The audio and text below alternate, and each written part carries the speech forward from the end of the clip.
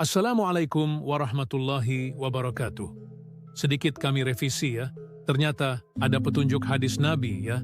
Dari Abu Darda, Rasulullah Shallallahu Alaihi Wasallam bersabda, barang siapa membaca 10 ayat pertama dari surat Al-Kahfi, maka ia akan terlindungi dari fitnah Dajjal. Hadis riwayat Ibnu Hibban. Yang ternyata hadis tersebut adalah untuk menghindari dari sihir Dajjal adalah dengan muatan Quran yang ada di baliknya surat Al-Kahfi. Di situ ada petunjuk dan potensi yang mengenai untuk menangkis daripada pengaruh sihir Dajjal. Di edisi yang lalu telah kami terangkan ya, mengenai tipu daya fata morgana dunia ya. Dia sendiri yang memabukkan manusianya sehingga mata rohaninya telah buta. Kemudian di situ menjelaskan di Al-Kahfi sendiri mengenai pemuda yang ketemu dimensi wukuf selama 300 sekian tahun ya. Yang ada di dalam ceritanya demikian ya. Tetapi ada satu lagi yang penting, yaitu kami lupa bahwa di Al-Kahfi ada sesuatu yang sangat jelas dari satu-satunya ayat yang menyebut falan tajidalahu waliyan mursyidan. Tepatnya di Al-Kahfi ayat 12. Jadi di situ menyebutkan ya, terjemahnya, intinya kalau Allah mengendaki adalah kepada orang-orang yang dikehendaki untuk mendapatkan petunjuk. Dan kalau orang tidak dikehendaki Allah, maka dia tidak akan mendapatkan petunjuk dan akan sesat ya. Dan petunjuk Allah ini melalui daripada bimbingan waliyam mursyida. Artinya, Allah membimbing manusia itu lewat bimbingan waliyam mursyida. Dan apabila tidak dikehendaki Allah, maka dia tidak akan dipertemukan dengan seorang pun wa'ilam mursyida. Artinya sesat dan tidak mendapatkan petunjuk. Dan ternyata ini muatan di Al-Kahfi, termasuk wukuf ya. Kabar tentang wukuf yang kami terangkan dengan makam Ibrahim ya. Kemudian wukuf ya, kemudian tentang bimbingan Allah lewat waliyam mursyida. Jadi yang bisa menghindarkan manusia dari sihir Dajjal adalah bimbingan waliyam mursyida, yang tepatnya tertulis di surat Al-Kahfi ayat 17, yang mengantarkan manusia masuk ke alam karunia. Disitulah baru manusia masuk pada makom aman, yaitu makom Ibrahim, yaitu wukuf ke atas, yang di edisi sebelumnya kami terangkan, ada di garis sumbu resultan, antara syariat dan hakikat, maka muncul resultan, yaitu wukuf, MI, D1, D2, yang ini semuanya ada di jalur kodim semua ya. Maka yang bisa membendung sihir Dajjal, fitnah Dajjal adalah ilmu kodim yang dibawa oleh guru waliyam mursyida. Dan itu adalah figur mitologinya ilmu kodim.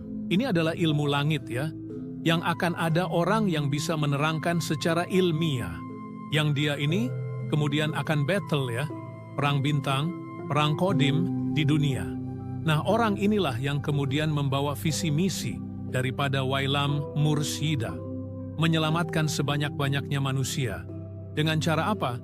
Sebagaimana di dalam hadis tadi ya, menarik manusia yang tadinya mabuk dengan dunia, perhiasan dunia, mata satu, mata materialistik, mata zahir, mata jasmani dunia saja, kemudian diperbaiki dengan mata rohaninya.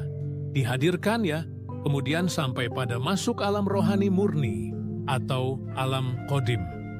Maka Al-Masih Isa ini adalah momentum saat ketika ilmu kodim itu teridentifikasi, terurai, dan bisa disampaikan secara terbuka kepada seluruh manusia. Kapan momentumnya? Bukan di tahun sekian, di tahun sekian. Logikanya adalah momentum turunnya Al-Masih Isa adalah saat ada orang yang bisa menerjemahkan ilmu langit, ilmu kodim, ilmu dasar lautan yang dalam, ilmu yang sangat tinggi, ilmu akhirat. Orang ini bisa ya, atas kehendak Allah ya, dan berizki mengurai ilmu yang demikian tinggi, yang tadinya unlimited, undeskripsi ya, di atas Sidratul Muntaha, kemudian bisa membawa turun di bawah Sidratul Muntaha menjadi ilmu yang terukur, terbatas tergambarkan menjadi ilmu pengetahuan yang bisa dimengerti akal. Kalau kodim tidak terjangkau akal, berarti dianggap tidak ada. Kalaupun misalkan ada ilmu kodim sudah ada, tapi tidak bisa diturunkan, itu namanya dianggap tidak ada. Karena qadim itu tidak terjangkau dengan akal pikiran manusia, maka dianggapnya tidak ada, padahal ada. Tetapi menjadi ada ketika ilmu qadim itu telah diturunkan ke alam dunia, ke alam baharu. Ketika ada manusia yang bisa mengilmiahkan, menunjukkan keberadaan ilmu qadim, ilmu yang langit, ilmu tinggi, ilmu dasar lautan, kemudian menyampaikan kepada seluruh manusia dan tidak ada yang membantahnya, itu artinya menyampaikan ilmu langit, ilmu qadim ini secara terbuka dan kepada seluruh manusia ilmiah tinggi. Jadi momentum kapan turunnya Al-Masih Isa, bukan sosok mitologinya yang turun manusianya? Nggak mungkin, ada kemudian akulah Nabi Isa turun dari langit, plotok, nggak mungkin ya. Tapi adalah ketika ada umatnya Nabi Muhammad ya, umat akhir zaman yang memakai syariat Nabi Muhammad. Tapi orang ini bisa membawa ilmu qadim, ilmu langit, kemudian menjadi teridentifikasi ke dunia. Maka saat itulah momentum turunnya Al-Masih Isa ke dunia yang mengajarkan ilmu qadim kepada manusia, dan ternyata ini cocok dengan Al-Kahfi ya, tentang waliyam mursyida, tentang masuk ke alam wukuf ke atas, ya, masuk makom Ibrahim ke atas, dan itu mulai wukuf M.I.2. Itu ada di garis sumbu resultan, garis qadim. Yang ini tidak bisa disentuh, tidak bisa dijangkau, tidak bisa dimasukin, tidak bisa dipengaruhi oleh fitnah Dajjal. Clear. Ini perang bintang yang terjadi di dunia ketika ada manusia yang bisa menurunkan ilmu qadim ke dunia. Tentu ini adalah kehendak Allah. Karena ditunjuki, dipilih, dikehendaki oleh Allah untuk menurunkan ilmu yang dalam, ya sangat dalam, di dasar laut ya. Dia adalah ulama billah ya. Dia adalah membawa sosok mitologi Al-Masih Isa. Dan dia juga sekaligus ya sebagai orang yang memberi petunjuk ya, karena dia diberi petunjuk ya. Memberi petunjuk dan menunjukkan jalan menuju Allah lewat jalan qadim. Dia adalah ulama billah. Dia adalah pembawa visi misi Waliyam Mursyida Al-Kahfi ayat 17.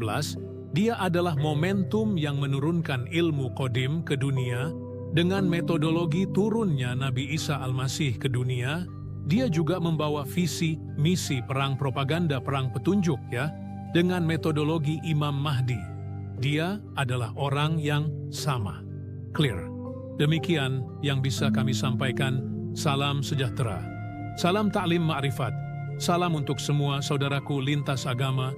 Ini tentang praktek metodologi qadim tarekat Naqsyabandiyah Khalidiyah Nusantara. Ilahi anta maksudi waridhoka matlubi. Wassalamualaikum warahmatullahi wabarakatuh.